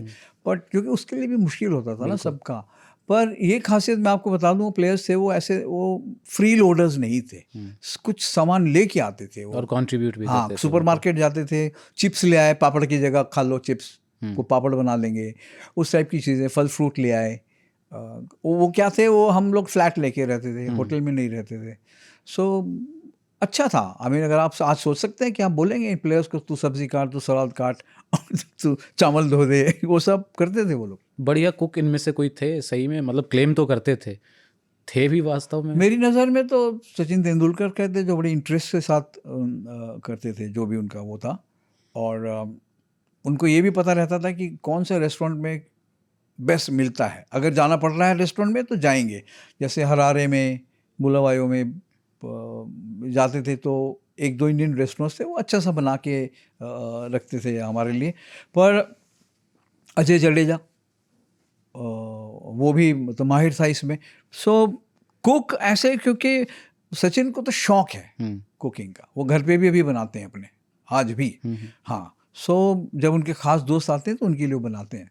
बट बाकी आई थिंक उनको वो नहीं है कि इंक्लिनेशन कि मैं बनाना ही है। बट मतलब मैं बता रहा हूँ आपको कि जैसे सहवाग के घर गए, जो नजफगढ़ में थे या बाद में यहाँ पे आए हाउस खास में, तो वो भी अच्छे खाने के शौकीन हैं। तो उनके पास अगर आप कहीं गए खाने तो बहुत बढ़िया खाना मिलेगा आपको, पक्की बात है। और वैसे ही हरभजन अगर आप देखो, खाना अच्छा नहीं है वो तो बता देगा, उसको भी पता है बेस्ट जगह कौन सी है खाने की। पर अगर आपको ये मैं बताऊं कि किस टीम मेंबर को बेस्ट जगह पता दी चिकन टिक्का की, तो आप दंग रह जाएंगे। कौन था बताइए? John Wright. Oh my God. John Wright को शहर का बेस्ट टिक्का कहाँ मिलता है, चिकन टिक्का, वो उसको पता था। वो बता देगा कि ये यहाँ पे है। वो बड़ा चिकन टिक्का का बड़ा शौकीन था और इंडियन फूड अच्छा लाइक करते थे वो जॉन राइट। सो ग्रेग चैपल, और देखिए वो तब एक फैमिली थी और उन पे ना इतना फोकस नहीं था आज जैसे है। होटल से बाहर निकलती 30 कैमरामैन, किसी ने अपना वीडियो मोबाइल निकाल के खींचना शुरू कर दिया।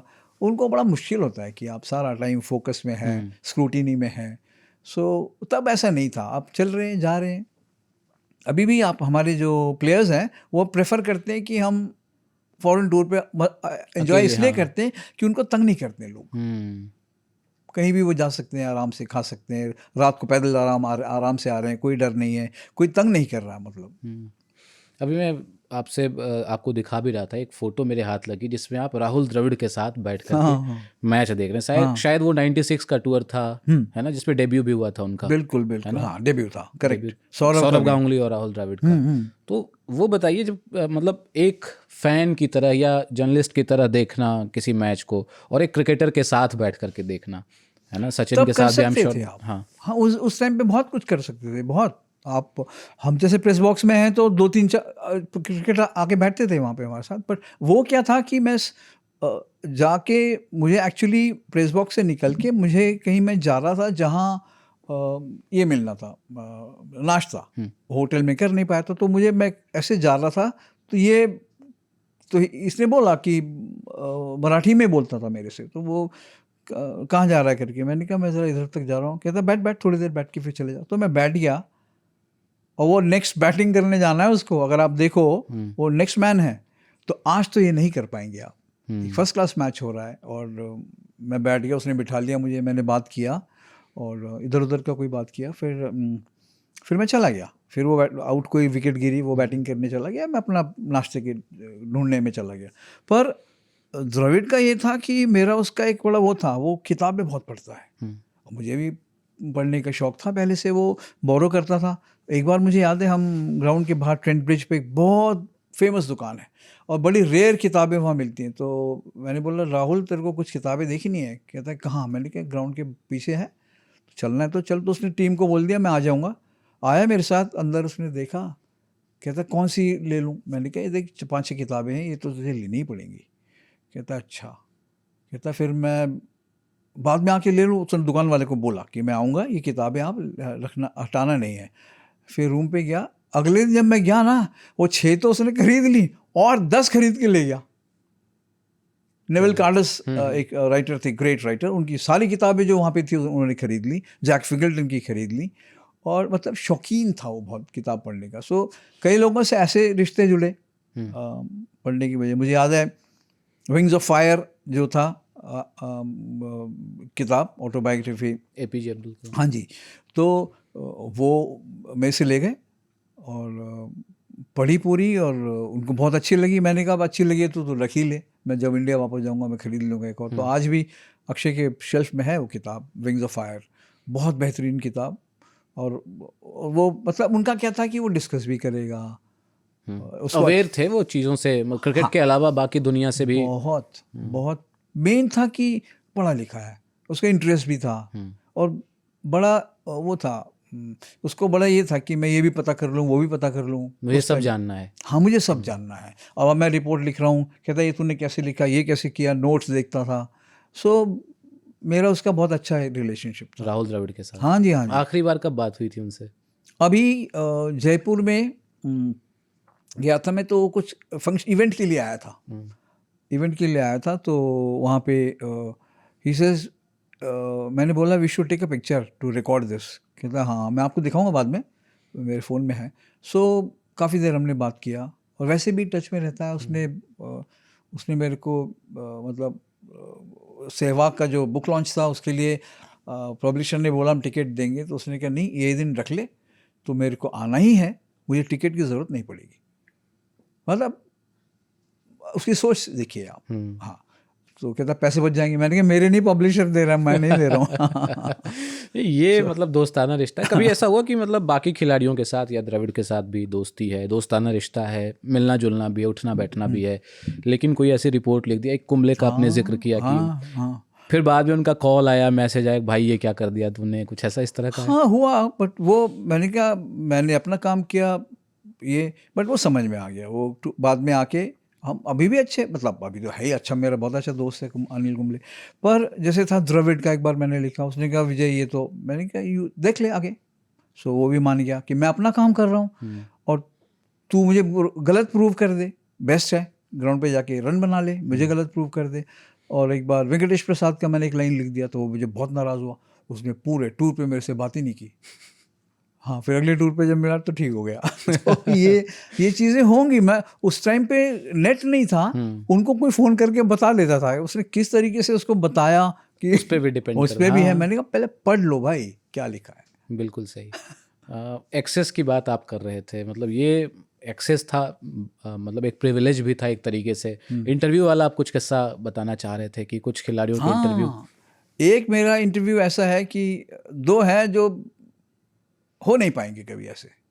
शारजा में नाश्ते पे शेन वॉर्न किसी से बात ही नहीं करता था, तो मैंने कुंबले को बोला, मैंने कहा तू ज़रा इसको बोल दे कि ऐसे ऐसे है। तो कुंबले ने बोला नाश्ते पे, तो वो कहता है ग्राउंड पे मिलेंगे, ग्राउंड पे दे दूंगा। अब यार अगले दिन तो फाइनल है, मैंने कहा अनिल ये तो देगा नहीं, तो टाल दिया इसने। फाइनल में कौन मेरे को इंटरव्यू देगा ग्राउंड पे। हुआ ये कि जब वो शारजा का जो प्रेस बॉक्स ये है, इधर गैलरी है, प्लेयर्स की गैलरी, कभी आप देखना पुराने आपको दिख जाएगा। गेम शुरू हुआ, मैंने अनिल को बोला, मैंने कहा अनिल ये तो दिखाई नहीं सुबह से। कहता कोई नहीं, देगा तो देगा, छोड़ दे। फिर वो आया उधर से, देख रहा है मेरे को, देख रहा है इनको, हमारे जर्नलिस्ट बॉक्स में लगा कि पता नहीं किसको ढूंढ रहा है। फिर उसने ऐसे किया, मैंने ऐसे किया, सामने गया, कहता है गिव मी, ऑस्ट्रेलिया जब बैट करेगा I will talk to you.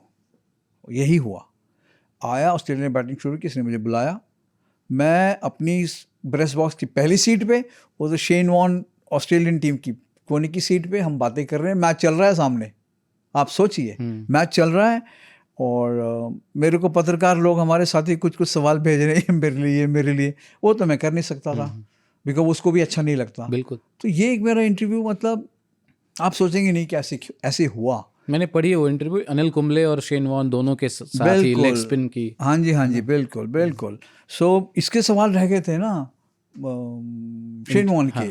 सो क्योंकि उस दिन हम जब मिल रहे थे तो भागना पड़ा उसको ट्रेनिंग के लिए। तो ऐसे होके मतलब कई तो ऐसे हैं, मैं बताऊँ कुमार, जैसे एक ईशांत शर्मा का बहुत ज़रूरी चाहिए था, और हम जब ग्राउंड पे गए तो वहाँ तो करीब 10-1 पत्रकार और थे और उसके फैंस थे। तो मैंने कहा ईशांत कैसे होगा, उसके पास ना गाड़ी, बड़ी वाली भी गाड़ी भी नहीं थी। कहता सर ऐसा करो, आप ना बैठ जाओ गाड़ी में, वो गाड़ी बाहर खड़ी है, आप उसमें बैठ जाओ। और बस हम बैठे। वो रामजस स्कूल मुझे याद था, वो वेस्ट दिल्ली में। आया, बैठा, उसका कोच पीछे आके बैठ गया और ये चला रहा है लंबू और बातें कर रहे हैं हम। वो मतलब ये इंटरव्यू कार में, एक इंटरव्यू सहवाग और आशीष नेहरा, हम लोग उसके घर पे मिले, जडेजा के घर पे। वहाँ से कोटला जाना है और मुझे बात करनी है सहवाग के साथ। तो वो कार थी उसके पास, कोई नई बड़ी तेज़ दौड़ने वाली कार थी वो। तो मैंने कहा चलो, कहता है आप तो कोटला ही जा रहे हो तो आप चलो मेरे साथ, गाड़ी में ही कर लेंगे। और मज़ेदार बात ये थी कि मैंने उसको याद दिलाया कि आशीष को, वो जो पहले खेलते थे ना स्कूटर पे सहवाग लेके आता था उसको पीछे से वो फिर हाँ, और पीछे नहरा बैठता था। तो मैंने कहा आशीष याद है स्कूटर पे आते थे तुम लोग तो दोनों, ये इसके घर आके तुम लोग। तो मैंने कहा आज देखो ऐसी बड़ी गाड़ी में जा रहे हो। कहता है विजय भाई ड्राइवर तो वही है। कहता ड्राइवर नहीं बदला, ड्राइवर तो वही है। सो ऐसे कई, सचिन के साथ जो था एक कोटला पे आए थे गुरशरण का मैच खेलने, गुरशरण सिंह का, और ड्रेसिंग रूम में हो नहीं पाई इंटरव्यू, और बहुत ज़रूरी थी क्योंकि उनको अगले दिन हमारा ऑफिस को चाहिए था। तो उसने कहा यही किया, कहता है तेरे पास टाइम है ना, मैच तो नहीं देखना है। गाड़ी में बैठे और मुझे याद है वो ड्राइवर जो थे सरदार जी थे, उन्होंने कहा वो थोड़ा जल्दी जाने लगे। उन्होंने कहा देखो 1 घंटे में मुझे पहुंचना है, आराम से। हाँ 1 घंटा। वो क्यों? ताकि मेरा इंटरव्यू हो जाए। ये नहीं कि बोला उसको वो था कि, फिर पूरा हमने रास्ते भर इंटरव्यू किया, फिर वो गया एयरपोर्ट, फिर मैं वापस आया, लिखा। सो मतलब ये कई मेरे ऐसे इंटरव्यूज़ हुए जो इस टाइप से हुए। जैसे ज़हीर खान ऑल्सो भी ऐसे ही हुआ। ज़हीर खान आया, मैं और आशीष के घर पे हम मिले, फिर वहाँ से कोटला जा रहे हैं। उसने कहा अभी जाने से पहले पूरा घुमा रहा वो चाणक्यपुरी। पूरा चाणक्यपुरी में मैंने अपना इंटरव्यू किया ज़हीर खान के साथ, क्योंकि वहाँ जल्द वहाँ पहुँच जाएंगे तो बात ही कहाँ हो पाएगी, सब आ जाएंगे। सो ऐसे ऐसे किस्से हैं। बिल्कुल, मतलब एक्सेस की मैं वही देख रहा था, एक्सेस की बात जो थी, ड्रेसिंग रूम में आप घुस जाते थे, है ना, टीम बस में आप घुस जाते थे, मैंने सुना है। हाँ, टीम बस में भी ट्रैवल किया, वो तब मजबूरी था।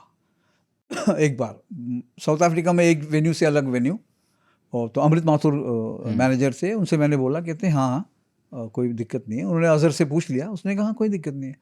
तो बिकॉज फ्लाइट थी नहीं, बसें थी नहीं उस टाइम पे, या तो मैं गाड़ी लेके जाता, क्योंकि नेक्स्ट डे मुझे मिस्टर गावस्कर कॉलम कलेक्ट करना था, वो ऑफिस जाना था वो कॉलम। सो और ड्रेसिंग रूम का ऐसा था कई बार कि मैच ख़त्म हुआ, अजहर का कॉलम लिखना है या सिद्धू के कई बार कॉलम लिखने। सिद्धू का तो मैं कॉलम किया मैंने 6 साल स्पोर्ट्स स्टार में। सो उस पे हो गया, कभी अंदर बैठ गया, कभी बाहर बैठ गया। पर ये नहीं कि मैंने कभी वो मतलब उसको एक्सप्लॉइट किया। ये तो मैं शेयर कर रहा हूँ, कोई मैं आपको इनसाइड इन्फॉर्मेशन तो नहीं दे रहा हूँ, बट वो ज़माना अलग था। हाँ हाँ, वो बहुत बहुत मतलब सीखने को बहुत मिलता था प्लेयरों से, उनको भी हमारे बारे में अच्छा अंदाज़ा था।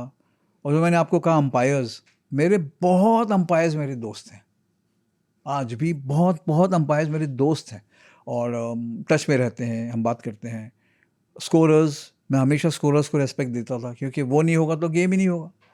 अगर स्कोरर नहीं आया तो स्कोरिंग कौन करेगा? बिल्कुल। हाँ, तो स्कोरर्स से ये ग्राउंड स्टाफ, आप उनसे मिल के देखिए, आपको बताएंगे, एक उनका इनसाइट बड़ा अलग होता है। वो कहेंगे जी आज रोल नहीं हुई पिच ठीक से। तो ये सारी बारीक जो जानकारियाँ होती हैं बिल्कुल वो रखते हैं। सो अब नहीं हो पा रहा है, क्योंकि आपको बताऊँ न्यूजीलैंड में अगर आप जाएंगे तो पिच रिपोर्ट देते थे आपको मैच से पहले। उनका जो क्यूरेटर है वो आपको कागज़ में पूरी पिच की रिपोर्ट देगा कि आपको इंक्लूड करना है, तो ये है पिच रिपोर्ट, क्या होगी, कितना हमने रोलिंग किया, कितना पानी दिया, कितना एक्सपोज किया है उसको। सो वो छुपाते नहीं थे। अब मतलब टू मच स्क्रूटनी भी है और छुपाने की भी, वो दोनों बातें हैं ना। हाँ, खिलाड़ियों की स्क्रूटनी बहुत ज़्यादा है ना, बहुत ज़्यादा है।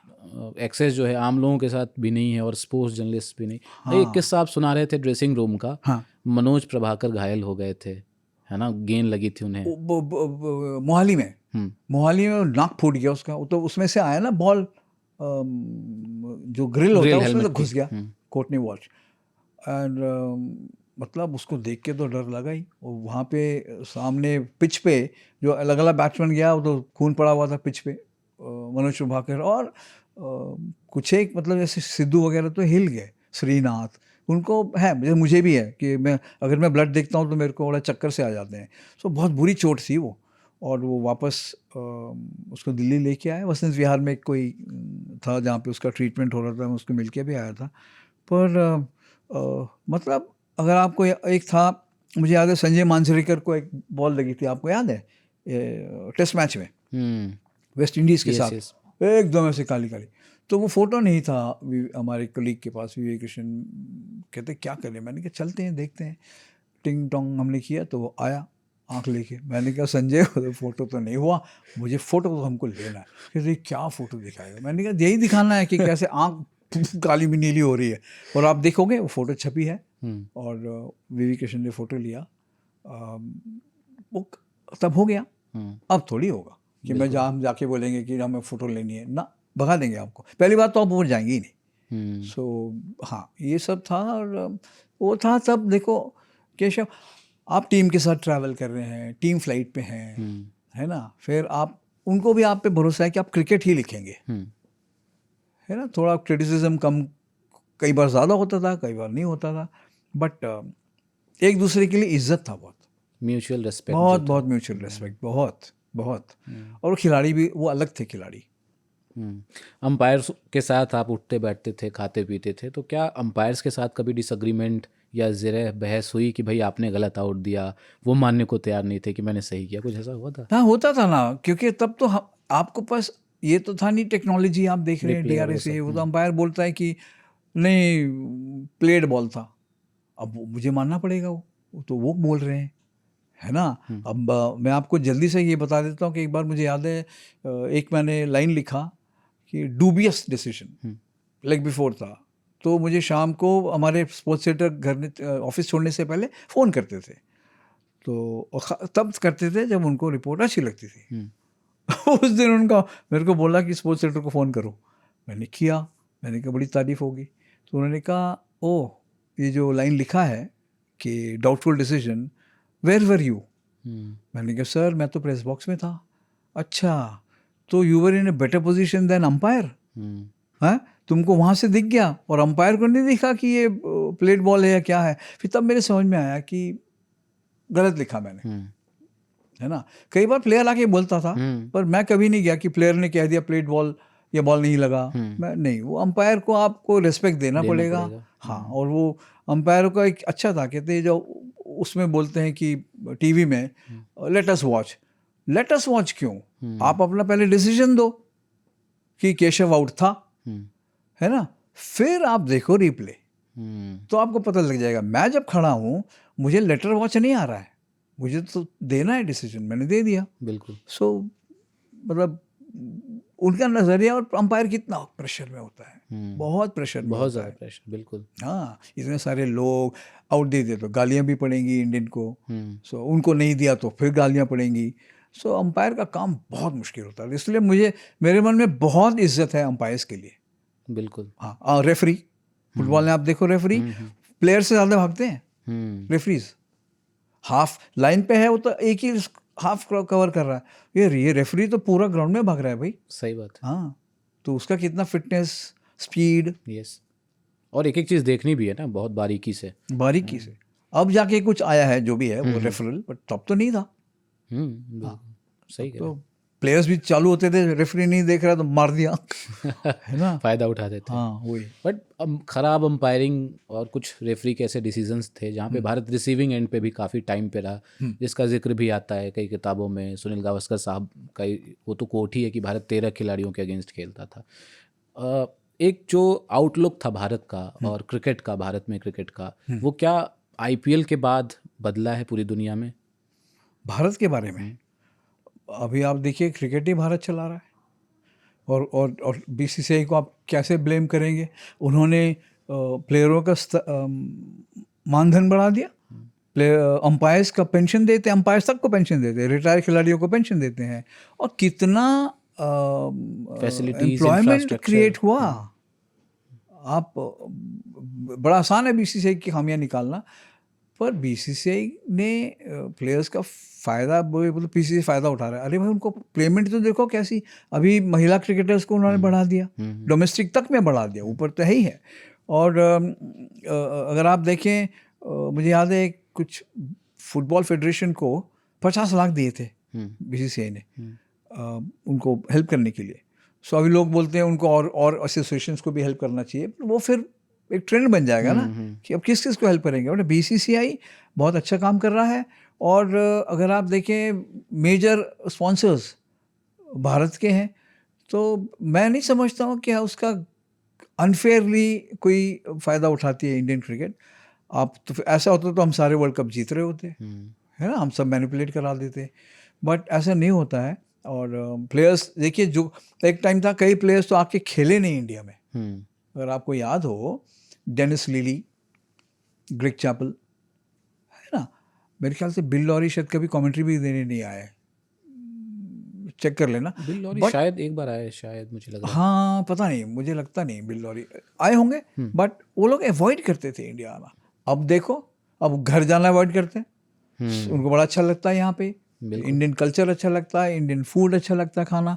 सो भारत का बहुत बड़ा योगदान है। और अगर आप देखें, मेजर स्पॉन्सर्स इंडिया से हैं, सो जिसकी वजह से ये जो पैसा जा रहा है उसी वजह से तो बाकी क्रिकेट चल रही है ना। और आप इंफ्रास्ट्रक्चर देख लीजिए, फैसिलिटीज, एनसीए और ये सब कितनी तमाम बढ़िया फैसिलिटीज़ है।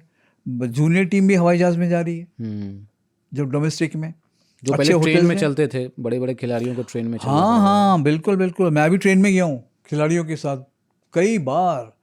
तो क्योंकि उनको जहाज़ का मिलता नहीं था, टिकटें भी नहीं मिलनी थी, महंगी थी।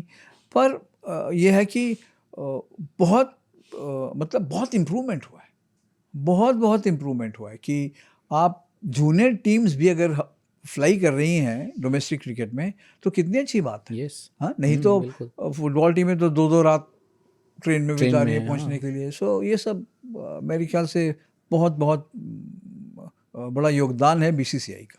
बिल्कुल। विराट कोहली, रोहित शर्मा और सहवाग, ये तीनों मेरे भी फेवरेट क्रिकेटर्स हैं। हाँ, है ना। हाँ। तो थोड़ा संक्षेप में, चूंकि समय की भी अपनी एक सीमा है, तो सहवाग के बारे में थोड़ा बताइए। किताब आपने उनके ऊपर लिखी, और सहवाग जिस तरीके से अपने डेब्यू टेस्ट में 100 लेकर के आए और एक इम्पैक्ट जिस तरीके से उन्होंने इंडियन क्रिकेट में छोड़ा है, तो उनकी जो अर्ली जर्नी रही, जो किस्से हम सुनते भी आए हैं, आशीष नेहरा और उनके साथ जो ट्रेनिंग की और वो तमाम बातें। लेकिन दिल्ली में भी अगर देखें, दिल्ली का जो क्रिकेट है, डिस्पाइट ऑल दोज थिंग्स जो चलती हैं पर्दे के पीछे, जो जगजाहिर भी हैं, वहाँ से आना और छा जाना पूरी दुनिया में, स्टोरी सहवाग की। बिल्कुल, और अपनी शैली की क्रिकेट खेलना।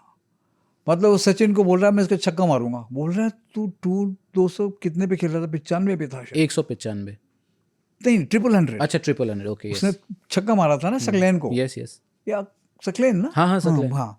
सो जो ये रिस्क ले रहा है, मतलब उसको फर्क नहीं पड़ रहा है कि मैं 250-95 में आउट हो सकता हूँ छक्का मार के। सो वो एग्रेशन बहुत कम पहले देखने को मिलता था भारतीय क्रिकेट में। फारूक इंजीनियर थे, बड़े अटैकिंग खिलाड़ी हुआ करते थे, सलीम दुर्रानी थे, और कुछ एक खिलाड़ी टी श्रीनिवासन बड़े अटैकिंग खिलाड़ी होते थे तमिलनाडु के। तो उस शैली में सहवाग गज़ब के खिलाड़ी, गज़ब। और उन्हें कोई फ़र्क नहीं पड़ता पिच कैसी है, बॉलर कैसे हैं, स्पिन है, तेज़ है, कोई फ़र्क नहीं पड़ता, वो अपनी गेम खेलेंगे। और वही आपने बोला रोहित, है ना, रोहित शर्मा की भी आप देखिए, सेल्फ मेड आदमी, और अपनी स्टाइल की क्रिकेट खेली, एग्रेसिव क्रिकेट खेली। लोग क्या क्या कहते रहे, देखो कैसे वापसी करी उन्होंने, दम पे खेल रहे हैं अपने। और विराट तो बिल्कुल अलग, सबसे अलग खिलाड़ी थे। उनके बारे में भी ये था कि एक मैं आपको बता दूं, विराट कोहली, सहवाग और ऋषभ पंत, इनमें एक बड़ी खासियत है, तीनों को डीडीसीए ने भगा दिया था कि हम नहीं ले रहे टीम में। नहीं, ट्रायल से ही भगा दिया। फिर रन करे सहवाग ने, फिर आया, विराट ने रन करे, फिर आया, ऋषभ पंत ने रन करे, फिर आया। सो और देखो आज कहाँ है, उनकी क्या जगह है इंटरनेशनल क्रिकेट में इन तीनों की। विराट कोहली तो टेस्ट क्रिकेट के जिसे कहते हैं ना सबसे बड़े एम्बेसडर, है ना। ऋषभ पंत हर क्रिकेट के ब्रांड एम्बेसडर हैं, वो भी अपनी डंकी क्रिकेट खेलते हैं, एग्रेसिव। तो इन तीनों में एक वो दिल्ली का जो एग्रेशन है ना, वो इन तीनों में अच्छे से दिखता है। अगर आप देखें, पुराने टाइम में भी अच्छे प्लेयर्स थे, रमन लांबा अटैकिंग थे, मोहिंद्र अमरनाथ बड़े मतलब बैलेंस थे, है ना, और एक से एक प्लेयर आए हैं, पर ये तीनों अपनी जगह है। गौतम गंभीर, वो भी कितने अटैकिंग भी थे, और उन्होंने डिफेंस करके एक टेस्ट मैच भी जीता है आपको न्यूजीलैंड में खड़े होके। सो ये सब दिल्ली क्रिकेट का मैं कहूँगा बड़े खुशकिस्मत थे दिल्ली क्रिकेट और इंडियन क्रिकेट ऑल्सो, कि उनको ऐसे ऐसे प्लेयर्स मिले हैं डिस्पाइट द सिस्टम। डीडीसी का कोई रोल नहीं है इसमें। ये अपना इन्होंने जब खेला, आप उनको बाहर कर ही नहीं सकते थे। सीधी सी बात है कि आप रन कीजिए या विकेट लीजिए, कोई हिम्मत नहीं पड़ेगी सिलेक्टर की आपको बाहर करने की। बिल्कुल। हाँ, क्योंकि एक बार कपिल देव ड्रॉप हुए थे, याद है आपको, दिल्ली में टेस्ट के बाद वो शॉट खेल करके। सो मैंने उनको पूछा कि आप किसको ब्लेम करेंगे? कहते मैं तो खुद को करूँगा। मैंने ऐसे क्यों? कहते मैंने उनको मौका दिया ना मुझे ड्रॉप करने का। ये मैंने उनको मौका दिया कि मुझे ड्रॉप कर लो, अगर मैं नहीं देता तो क्या अच्छा चल रहा था उनका, एक वो टेस्ट मैच चला गया उनका। सो ये तीनों, सहवाग, पंत और विराट बहुत बहुत बड़ा कंट्रीब्यूशन है दिल्ली क्रिकेट के लिए। विराट पे आपने किताब भी लिखी थी और लॉन्च में वो खुद आए भी थे। विराट के बारे में कैसे आपने उनको मनाया किताब लिखने के लिए और जो तमाम बातें बताने? नहीं, किताब तो जब मैंने बोला उनको, और वो बड़े इंथुजियास्टिक, अगर आप देखें 1 घंटे पहले ही आ गए नीचे। वो मौर्य में था लॉन्च, आगे काला, मुझे याद है, काला जैकेट पहन के, और बड़ा एक्साइटेड। और जब मैंने उनको बताया तो उन्होंने ट्वीट भी कर दिया कि मेरे बारे में सर एक किताब कर रहे हैं। तो बहुत एक्साइटेड था। और मतलब देखिए, विराट का प्रॉब्लम ये है कि उसको भी प्राइवेसी नहीं मिलता है। सारा टाइम कहीं भी जाए लोग भाग रहे हैं, कर रहे हैं। तो मैं कभी नहीं भूलूंगा, एक मैंने इंटरव्यू किया था उनका जाके गुड़गांव में। कहते सर कहाँ आओ, आप आओगे? मैं आ जाऊँगा आपके घर। मैंने कहा मेरे घर आएगा तो स्टैम्पीड हो जाएगा हमारी कॉलोनी में। मैं आ जाऊँगा, कहीं पे भी है, मुझे कोई दिक्कत नहीं है। सो वहाँ जाके फिर किया मैंने, गुड़गांव में जाके किया उनके घर पे। बट बहुत बड़ा प्लेयर, बहुत बहुत बड़ा प्लेयर। डेफिनेटली। वैसे तो किस्सों का पूरा खजाना है और समय हम जितना बिता सकें वो किस्से आते रहेंगे। उम्मीद यही करूँगा कि आगे भी आपके साथ बातचीत होगी। बस करंट जो सिचुएशन है उस पर हमारा एक व्हाट्सएप ग्रुप भी है लिसनर्स का, व्यूअर्स का, वो उनको पता चला कि आप आ रहे हो तो उन्होंने कुछ सवाल भेज दिए। तो संक्षेप में थोड़ा सा उनके जवाब आपसे मैं चाहूँगा। एक तो करंट सिनेरियो जो चल रहा है, गौतम गंभीर की कोचिंग को लेकर के जो सवाल हैं, जो एक्सपेरिमेंट्स वो कर रहे हैं, है ना। आपने एक लंबा वो देखा स्टिंट कोचिंग का भी, चाहे वो खुद कपिल देव हों, है ना, अंशुमान गायकवाड़ भी बने, बीच में जॉन राइट आए, ग्रेग चैपल आए, राहुल द्रविड़, अनिल कुंबले, बहुत सारे कोच, रवि शास्त्री। तो गौतम गंभीर का जो कंट्रीब्यूशन है वो, उसको आप कैसे देखते हैं आज के क्रिकेट में? गौतम गंभीर का कई बार ना लोग उनको बस क्रिटिसाइज़ करना करके क्रिटिसाइज़ कर देते हैं। चूकते होंगे वो, मैं ये नहीं कह रहा हूँ कि नहीं, क्योंकि कई बार टीम सिलेक्शन में लगता है हमको कि चूक गए, और या बैटिंग ऑर्डर चेंज करते हैं। उनको लगता है लोगों की कोई प्लेयर स्टेबल नहीं हो पा रहा है, उसको भी मतलब स्थिर नहीं रहने देते हैं। पर ऐसा नहीं होता है। उससे पहले वो तो प्लेयर से बात कर रहे हैं, ड्रेसिंग रूम में सबको पता है, अगले दिन कौन सा 11 खेलना है वो सबको पता है। अनलेस कि सुबह गया आपने देखा पिच वो नहीं है जो हमने सोची। और अल्टीमेटली आपको एक चीज़ देखना पड़ेगा कि कोच है, आपको बैक करेगा, खेलना तो आपको है। कोच आपके लिए जाके खेल नहीं सकता है। उनका लोग कहते हैं कि एंगर मैनेजमेंट बड़ी जल्दी गुस्सा हो जाता है, क्योंकि उनको लगता है कि जैसे उन्होंने क्रिकेट खेली है इनको भी खेलनी चाहिए ये प्लेयर्स को, और वो इशू होगा अलग। एंगर मैनेजमेंट, कोच को पूरा हक है कि अपनी टीम खिलाएंगे। सौरभ माने हैं, एक उनका सवाल ये था कि आपने जो जितने भी कोच देखे हैं, है ना, उसमें गौतम गंभीर का जो कैरेक्टरिस्टिक्स है ना, हर कोच को लेकर के आपका एक ऑब्जर्वेशन होगा, थिंकिंग होगी कि वो कैसे चला रहे हैं क्रिकेट को। हाँ, तो उनको लेकर के कि वो क्या अलग कर रहे हैं और डिफरेंसेस क्या आप पाते हैं, चाहे वो विदेशी कोच हों, देसी कोच हों? कोचेस में मैं समझूंगा जॉन राइट बहुत अच्छे कोच थे। वो अपना पॉइंट रखते थे और मनवा लेते थे। सौरव गांगुली ज़्यादा करके उनके होते थे कप्तान, और वो कन्विंस करते थे। कई बार डिफरेंसेस थे, उनके सहवाग से डिफरेंसेस हुए। हाँ, ग्रेग चैपल वेल मीनिंग थे, जो उन्होंने बोला बाद में सब वही हुआ। पर वही बात हुई कि वो टीम को पसंद नहीं आए, वो लोग उनके तरीके पसंद नहीं आए। और गौतम गंभीर नए ज़माने में कोच बने हैं, स्क्रूटिनी बहुत ज़्यादा है, हर एक चीज़ में उनको दिखा देंगे।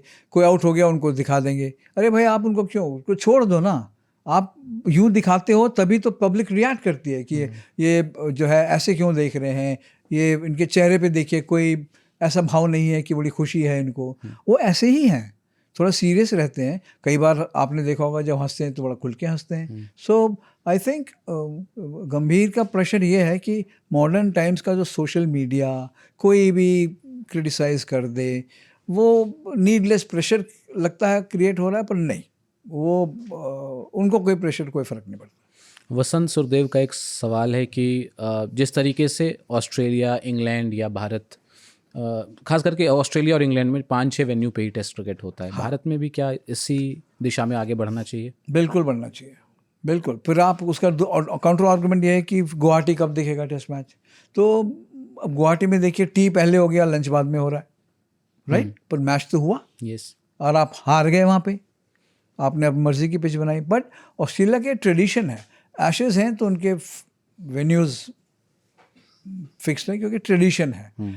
हालांकि वो भी कई उन्होंने अपने टेस्ट ग्राउंड्स बदले हैं, इंग्लैंड में भी बदले हैं और न्यूजीलैंड में बदले हैं। अभी जो पिछला मैच हुआ जो न्यूजीलैंड का वेस्ट इंडीज़ के साथ, कितना खूबसूरत ग्राउंड है वो। लोग अपने घर से चेयर लेके आ रहे हैं बैठने के लिए, वहाँ पे अपना खाना लेके आ रहे हैं। सो ये सब यहाँ नहीं हो पाएगा, पर ये मैं मानता हूँ कि एक टेस्ट सेंटर डिज़र्व करता है कई चीज़। अब तो खैर भारत में सब जगह एयरपोर्ट से, पुराने टाइम में नहीं होता था। ग्रीन पार्क तो कहाँ कानपुर में एयरपोर्ट था, लखनऊ में टीम आती थी और बट टेस्ट सेंटर्स आपके एस्टैब्लिश होने चाहिए। मे बी 5 नहीं, 6-7, डिपेंड करता है कैसे वो ट्रीट करते हैं टीम को, फैसिलिटीज़ क्या है और मेनली टीम खुश है कि नहीं। टीम्स जो आती हैं वही तो हैं सबसे बड़े स्टेक होल्डर्स। बिल्कुल। तो टेस्ट वेन्यू तो बढ़िया होना चाहिए। विभोर बिजॉय हैं, इनका सवाल है कि टेस्ट क्रिकेट में जिस तरह की बैटिंग हो रही है ना, भारत, ऑस्ट्रेलिया, इंग्लैंड, जो सबसे 3 प्रोमिनेंट कंट्रीज़ हैं, साउथ अफ्रीका को भी आप इंक्लूड कर सकते हैं, तो टेस्टिंग कंडीशंस में ना इनके बल्लेबाज चल नहीं रहे। एक ज़माना था जो हमने देखा है किस तरीके से ग्राइंड आउट करते थे प्लेयर्स, वक्त बिताते थे, बड़े बड़े स्कोर्स बनाते थे, वो बहुत मुश्किल क्यों हो गया है? मुश्किल इसलिए हो गया क्योंकि आप T20 वाइट बॉल क्रिकेट ज़्यादा खेल रहे हैं ना, थोड़ा पेशेंस भी कम हो रहा है। आपका मसल जो मेमोरी है वो ये है कि ये बॉल आएगी मैं मारूंगा इसको, और क्यों नहीं, पहली बॉल अगर वो छक्के मारने वाली है तो हुए हैं मैचेस कई। अगर आप देखें टेस्ट मैचेस में भी, पुराने टाइम में तो गावस्कर सर बोलते थे कि पहला घंटा छोड़ दीजिए, आप बॉलर को दे दीजिए, उसके बाद पूरा दिन आपको बॉलर देखेगा, राइट? वो क्रिकेट बदल गया बट बेसिक्स नहीं बदले हैं। गावस्कर सर जो बोलते थे आज भी वही है। ये जो आप बोल रहे हो ना कि इससे एक बात तो अच्छी ये हुई कि रिजल्ट्स आ रहे हैं। अब कई बार ये है कि 3 दिन में मैच खत्म हो गया तो 2 दिन का ब्रॉडकास्टर को नुकसान होता है, जिसने सीज़न टिकट खरीदा उसको नुकसान होता है, बट जो बाकी वेंडर्स वगैरह जो जुड़े होते हैं उनको नुकसान होता है। बट रिजल्ट्स आ रहे हैं, ये अच्छी बात है। पुराने टाइम में तो ड्रॉ होते थे, मतलब 5 के 5 टेस्ट मैच ड्रॉ हुए हैं, वो ज़माना चला गया। अब एंटरटेनमेंट के पे जोर है पब्लिक को। अगर आप अच्छी क्रिकेट देखेंगे तो वो T20 भी आएंगे, वो 50 ओवर भी आएंगे और टेस्ट मैचेस आएंगे ना। आप मेलबर्न आपने देखा ना कल क्या क्राउड था, 93,000। सो यहाँ पे भी ऐसी है।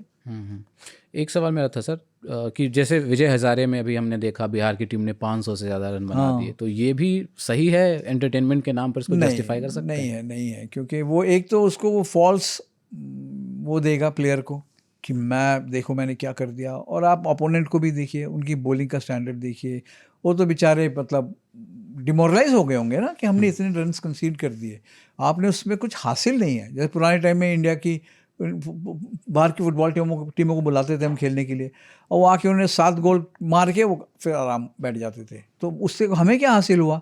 डिमोरलाइज हो गए ना प्लेयर अपने फैंस के सामने।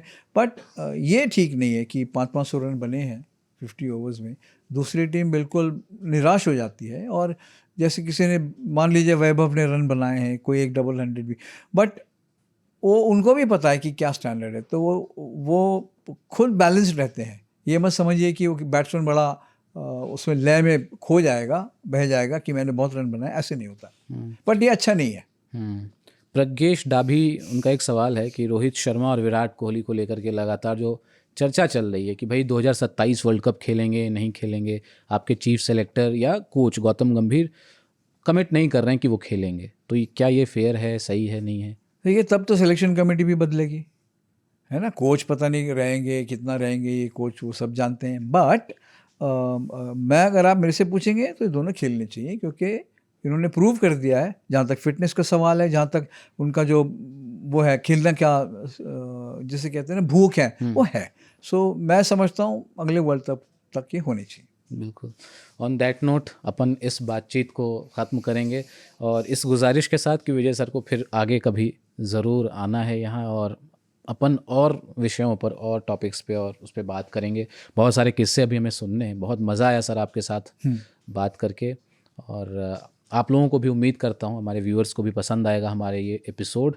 आप लोग प्लीज़ वीडियो को लाइक ज़रूर करिएगा। कमेंट सेक्शन में बताइएगा कोई सवाल रह गया हो या कोई सवाल करना हो आपको, तो आगे के लिए हम उसको बचा लेंगे। आगे जब विजय सर के साथ एपिसोड करेंगे, बातचीत करेंगे, तो उसमें आपके सवाल को हम इनकॉर्पोरेट कर लेंगे। वीडियो को लाइक ज़रूर करिएगा। हाइप का बटन भी आ गया है, हाइप का बटन दबा दीजिएगा और चैनल को अगर सब्सक्राइब नहीं किया तो प्लीज़ सब्सक्राइब भी ज़रूर करिएगा। अपना बहुत ख्याल रखिए। देखते और सुनते रहिए बल्ला बोल। नमस्कार। बल्ला बोल।